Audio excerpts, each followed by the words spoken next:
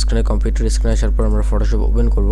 তো এখান থেকে আমরা একটা নতুন পেজ দেব। পেজটা নেওয়ার পর এখান থেকে আমরা যেই কাজটা করব, আমরা যে সাবজেক্টটা রিফ্লেকশন করব সেই সাবজেক্টটা আমরা মার্ক করে নেব এবং সেই সাবজেক্টটা আমরা আমাদের নতুন পেজে নিয়ে আসব এবং এটা আমরা নিজস্ব আকার নিয়ে আসব এবং যে যতটুকু বড় আমাদের করা দরকার ঠিক ততটুকু আমরা করে নেব।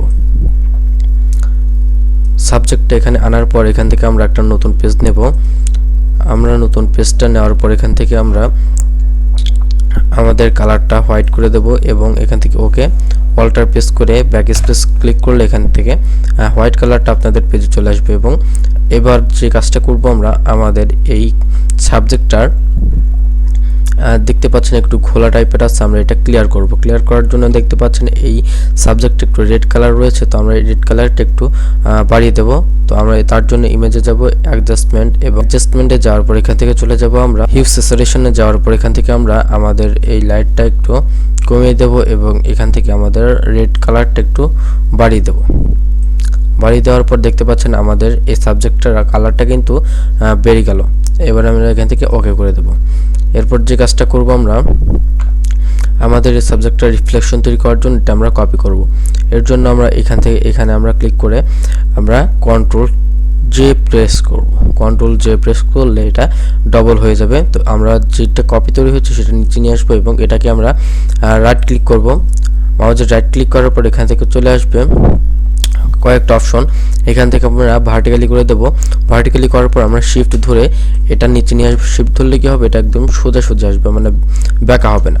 তো আনার পরে আমরা যে কাজটা করব, এই সাবজেক্টটাকে মানে নিচে যেটা আমরা কপি করলাম এটাকে আমরা একটু আবারও রাইট ক্লিক করব। মাউসে রাইট ক্লিক করার পর এখান থেকে অর্পে ক্লিক করব।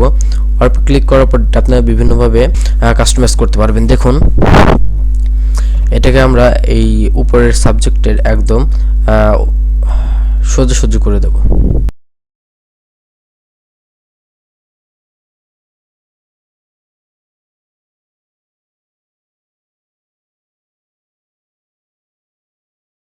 দেখুন আমাদের সাবজেক্টটা মোটামুটি সোজা হয়ে গেছে। এখন এখান থেকে আমরা ক্লিক করলাম। ক্লিক করার পর একটু আমি নিচের দিক নিয়ে আসবো। আনার পর এখান থেকে মোটামুটি স্টেবল আছে। এবার আমরা যে কাজটা করব সেটা হলো আমাদের এই নিচের যে কপি করলাম সাবজেক্টটা সেটা আমরা একটু রিফ্লেকশন করব। তার জন্য আমরা এখান থেকে গ্যারান্টিনে ক্লিক করব। গ্যারান্টিনে ক্লিক করার পর উপরে কালার অবশ্যই আপনাকে ব্ল্যাক অ্যান্ড হোয়াইট থাকতে হবে। ব্ল্যাক অ্যান্ড হোয়াইট রেখে আপনারা যেটা আপনারা কপি করেছেন মানে নিচের যে লেয়ারটা রয়েছে এটাকে আমরা মাস্কিং করব। মাস্কে ক্লিক করার পর এটা দেখতে পাচ্ছেন এখানে মাস্কিং হয়ে গেছে। তো এবার আমরা আবার গ্যারান্টিনে ক্লিক করব। গ্যারান্টিনে এবার ক্লিক করার পরে শিফট ধরবো। প্রথমে শিফট ধরার পর এটা আমরা টেনে হালকা উপর দিকে নিয়ে যাব। দেখতে পাচ্ছেন এটা রিফ্লেকশনের মতন হয়ে গেছে, কিন্তু এটা ন্যাচারাল হয়নি। এটা কেউ দেখে সাধারণভাবে বুঝতে পারবে যে এটা ন্যাচারাল নয়। তো এটাকে আমরা ন্যাচারাল লুক দেওয়ার জন্য যে কাজটা করব, এই যে পেজটা নিয়েছিলাম এই পেজে আমরা রাইট ক্লিক করব। রাইট ক্লিক করে ব্লেন্ডিং অপশনে চলে যাব। ব্লেন্ডিং অপশনে যাওয়ার পর এখান থেকে আবার চলে যাব আমরা গ্যারান্টিনে। গ্যারান্টিনে যাওয়ার পর আমরা এখান থেকে এই কালারটা দেব। এখান থেকে আমরা বিভিন্ন গ্যারান্টিনের কালার পাবো, এখান থেকে আমরা একটা চুজ করে দিয়ে দেবো। তো আমরা এই কালারটা রাখছি, এখান থেকে ওকে করে দেবো। তো এখনও কিন্তু আমাদের এখানে মানে যেটা ন্যাচারাল লুক সেটা আসেনি। তার জন্য আমরা কি করতে পারি, আমরা আরেকটা পেজ নেব। পেজ নেওয়ার পর এখান থেকে আমরা ব্রাশ টুলে ক্লিক করব। ব্রাশ টুলে ক্লিক করার পর এখান থেকে আমরা ব্রাশ টুলের যেই কভারটা সেটা আমরা হার্ড না নিয়ে একদম হালকা নেব।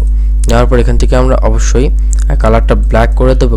ব্ল্যাক করে দেওয়ার পর এখান থেকে আমরা একটা ক্লিক করে আমরা মানে একটা বিন্দু নেব। বিন্দু নেওয়ার পর এখান থেকে আমরা যে কাজটা করব, একদম শিফট ধরে আমরা এটা ডান দিকে একদম টেনে নিয়ে যাব। তাহলে এটা একদম ডান দিকে লম্বা হয়ে যাবে। তারপর আমরা যে কাজটা করব, লম্বা হয়ে যাওয়ার পর এটা আমরা যদি দেখি যে বেশি লম্বা হয়ে গেছে তাহলে যে কাজটা করব, একটু আমরা চাপিয়ে নিয়ে যাব। শিফট ধরে নিতে হবে, না হলে হবে না। তো যখন দেখবো যে আমাদের সাইজ মতো হয়ে গেছে তখন আমরা ওকে করে দেব। তার আগে আমি একটু চিকন করে নিচ্ছি। এখান থেকে আমি তারপরে ওকে করে দেব। বন্ধুরা এবারেও কিন্তু ন্যাচারাল লুক আসেনি। তার জন্য এখান থেকে আমাদের কি করতে হবে, আমরা যে পেছনে যে ব্ল্যাক কালার শ্যাডোটা নিলাম এটাকে আমরা অপসিটি কমিয়ে দেব। অপসিটি আমি 50 করে দিচ্ছি। এবার দেখুন নিচে একটু ফাঁকা রয়েছে, তো এটা আমরা কি করব, একটু মানে ডান দিকে সরিয়ে আনবো। ডান দিকে সরিয়ে নিয়ে একটু আমি রোটেট করব, একটু উপর দিকে নেব।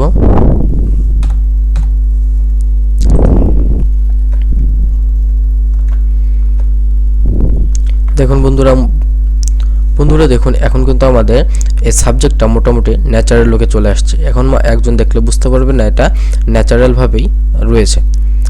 তো আজকে পর্যন্ত ভিডিওটা যদি আপনাদের ভালো লেগে থাকে তাহলে অবশ্যই লাইক কমেন্ট শেয়ার করবেন এবং এরকমই নতুন নতুন ভিডিও পাওয়ার জন্য চ্যানেলটাকে সাবস্ক্রাইব করে চ্যানেলের পাশে থাকবেন। সবাই সুস্থ থাকবেন, ভালো থাকবেন, আল্লাহ হাফেজ।